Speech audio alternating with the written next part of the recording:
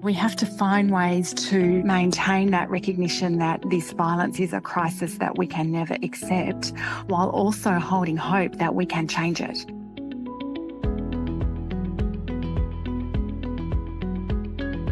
Welcome to Voices Towards 2050, Ending Gender-Based Violence, the official podcast series of the Domestic, Family and Sexual Violence Commission. Please be aware that this podcast discusses topics related to domestic, family and sexual violence, which may be distressing for some listeners. Support is available. If you need assistance, please contact 1-800-RESPECT or reach out to your local support services. Thank you for joining us. I'm really pleased to welcome my guest on today's episode of the podcast. Tessa, thanks so much for joining me for this conversation about how we can shape a future free from gender-based violence. Great to be talking with you, Micaela. First, I want to start by acknowledging that today I'm on the lands of the Wadawurrung people of the Kulin Nation and pay my deep respects to their elders, past and present, for their care of these lands, and extend that respect to elders across the country. My commitment is to work and live as an ally in this role and always.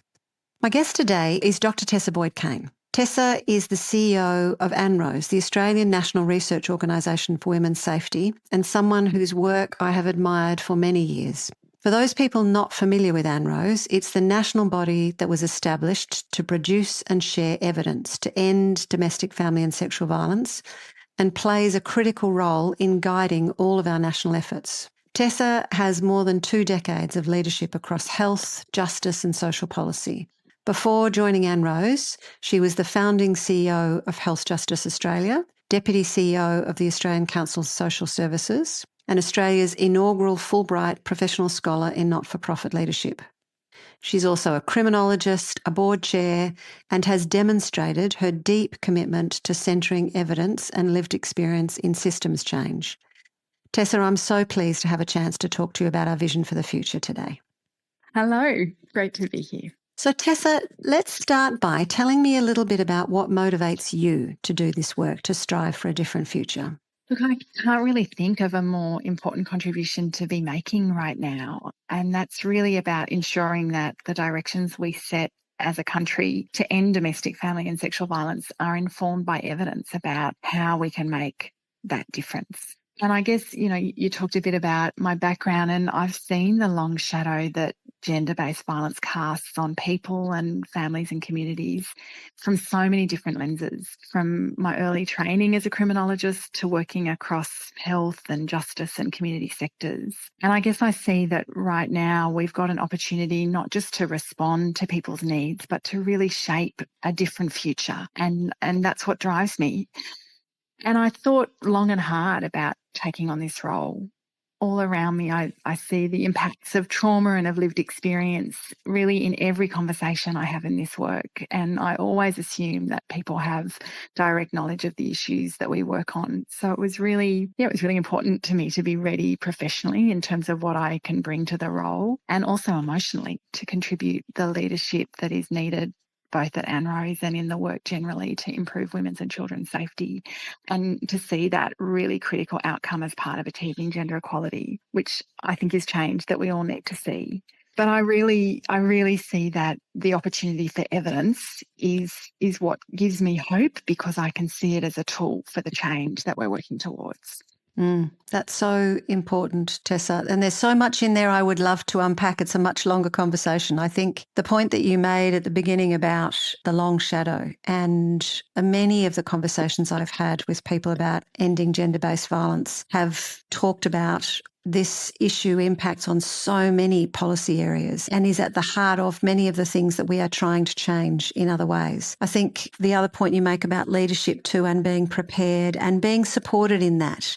And part of the reason that I wanted to start this podcast and talking about the future was that sense of leadership around hope for the future, at the same time as real clarity around just how challenging the situation is and what the evidence is telling us we need to be doing.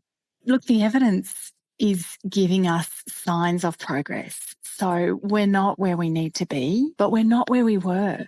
And I think being able to understand yes, we are still seeing, we see levels of harm that are not acceptable ever in relation to domestic, family and sexual violence. And it is mostly women and children who are harmed in that context, and some women and children are being killed, and we can never accept that. At the same time, the evidence shows there are signs of progress in terms of intimate partner violence, for example. We're seeing decreasing rates there. We're seeing increasing publicly aware communities. We see people recognising abuse earlier and reaching out for support. And we see incredible potential in young people who are really leading cultural change, speaking out, holding their peers to account, bringing new narratives about what healthy and safe relationships look like. And so we have to find ways to maintain that recognition that this violence is a crisis that we can never accept, while also holding hope that we can change it, and that the work that is being done right across communities, across services and at the levels of government, that work is important, and that we need to hold hope for the impact of that work. That's such an important but tricky balance, isn't it? And it's in this role, it's one of the things I think about all the time, is how do we keep shining a light on the unacceptable levels of violence that are still occurring, while at the same time acknowledging how far we've come, and holding on to hope for the future. Because one of the things I really strike often is it's for some people who are facing this all the time, facing into addressing domestic, family and sexual violence all the time in their day jobs, it is hard to hold on to hope and to get that balance right. So I think the way you've articulated that is really important. For people working in this space, for lived experience first and foremost, for the victims and survivors who show up every day to continue contributing and often are bringing the wisdom of their experience to change that experience for others. And of course, we know that progress is not evenly distributed. We know that there are women and children living with disability, Aboriginal and Torres Strait Islander women, older women, LGBTQ+ communities who are disproportionately affected by that experience. And so, I think we need to hold multiple things at the same time. But we do need to have that hope that change is possible. And I think the evidence is a really key tool for that hope. So that's a really good segue into my next question. If our national commitment to ending gender-based violence in a generation is successful, so let's say all of the efforts and the pathway we're talking about has been successful, what would your vision for 2050 be? This is such an important question. I really love it, Micaela. Look, I want to see a country where violence is no longer an expected part of women's and children's lives, and where our responses to people's safety are not determined by other factors in those lives. And I'm thinking about factors like postcode, like identity in some of the ways that I just talked about, privilege. That we have access to the service responses that people need at the point in time that they need them, and in ways that are responsive to the whole of life for that person.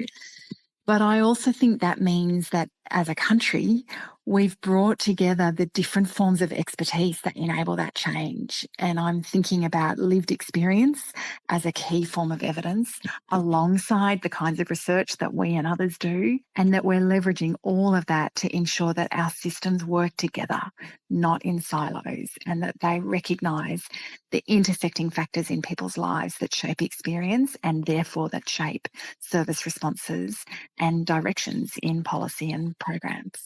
So let's just say that's been successful. We have managed to bring all of those things together, and we send you into the future, into this vision of yours of 2050 to spend a few days. What would you want to know? What questions would you have? Where would you go looking for evidence that 2050 is different, is the future we're striving for?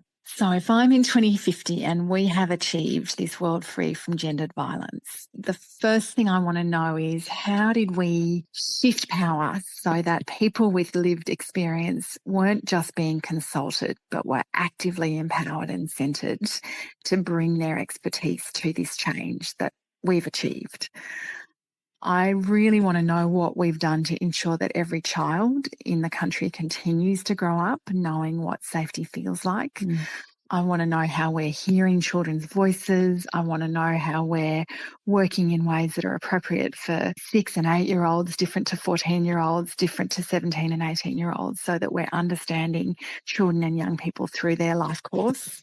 And I'm assuming that by 2050, we've made progress on changing some of the systems that currently are upholding or enabling violence. And so I want to know what's the next stage of that systemic change, and what did we learn along the way that is really critical to that achievement and that we hold, even as we might need to adapt or think about new directions for the work ahead.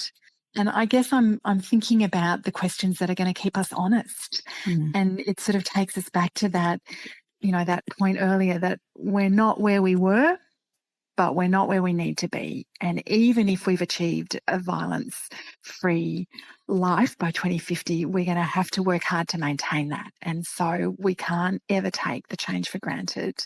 We have to fight really hard for it. And I want to be asking the questions that hold us to account and that see everyone needing to play a role to maintaining that future. So you come back from the future armed with all of that knowledge, right? What were the things that we did that really shifted change? You've got the ability to make any change necessary from your perspective, from the perspective that you hold now. What's the one thing you would do right now to help us work towards achieving that violence-free 2050? The most significant thing I think we could do right now is to move from thinking about individuals to understanding that it's structural change that is going to make the biggest leaps forward. And so, I think that looks like moving from individual policies to thinking about whole systems. If we're thinking about children and young people as victims and survivors in their own right, we're thinking about the response they need now and the support they need to not go on and use violence in their future lives. We're connecting all of that through early childhood education, through school, through health, through other service settings, and through community conversations, and through the strength and the resilience of our families and our community structures. So that's an example of where we move from thinking about victims and survivors, in this case, children or young people as individuals in their own right, to understanding that they sit within a system. And that's where I think we can make the biggest change. There's so many examples from pilot service models to becoming large-scale program responses.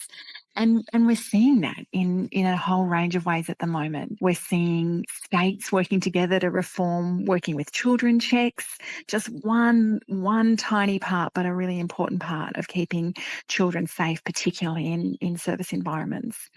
We're seeing growing interest in how we invest in long-term data collection. We're seeing, efforts at cross-sector collaboration around working with people using violence or integrating service models so that those services connect around people's lives. And they're not small tweaks. I think they're real signs of what's possible, but they are a possibility to move from thinking about ourselves as individuals and thinking about, victims and survivors and people using violence and practitioners in services all as individuals, to thinking about a connected system that is working in a coordinated and a coherent way. Tessa, that's one of the things that when I think about this really gives me hope too, is that those kind of systems changes are in some ways easier than individual attitudinal changes, right? They're things that government have the levers to control. Now, changing systems is not simple. I'm not saying that at all, but it is within our power. And as you've said, I think we've both seen significant evidence that those systems are very willing and able and starting to move. And I think it's a role that ANROWS, in moving to that future, really it can and is playing a leadership role about shining a light on that and what the evidence is telling us. That's right. And I think it's an invitation for us to think about our own roles and our own power differently. One of the threads through all of my work has been to think about the people who make up systems. Because if you think about systems as these big, amorphous sort of bodies, they're impenetrable. But actually, we all make up systems. We're all active in them in different ways. And that's the power that we all have to pull a lever, to be a lever, to be part of that change. And I think that's also where you can hold that hope that systems change is possible, because there's no question it's where we can get the greatest impact. And, in the evidence base, there are whole areas of system level recommendations that are ready to be implemented, are ready to be experimented with, that can really make a huge difference. And I think that's the way of seeing hope, not as the opposite of urgency. Still we keep that this is a crisis that requires all of our efforts, but hope helps us all see a role that we play in the vision to end violence in a generation. And I think, the role that ANROWS plays in developing and marshalling that evidence is also in helping people use it to make sure that that evidence is practical and can be applied, so that every step we take gives us the best chance of the change that we want to see in the end of that violence. Tessa, I love that. Hope isn't the opposite of urgency. We need both. And I think the other thing that gives me hope is that, as you've said, people are systems, and in every system there are people who are trying to drive change. So thank you for the role that you play in that, Tessa, and I look forward to our ongoing collaborations. Thanks very much, Micaela.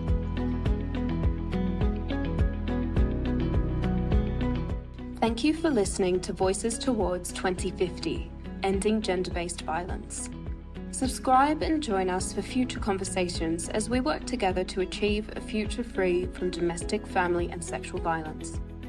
To learn more about the Commission, visit our website at dfsvc.gov.au. If you need support, contact 1800-RESPECT or call 1800-737-732. For Aboriginal and Torres Strait Islander people, you can call 13-YARN or 139276. The views expressed in this podcast are those of the guests and do not necessarily represent the views of the Australian Government or the Commission.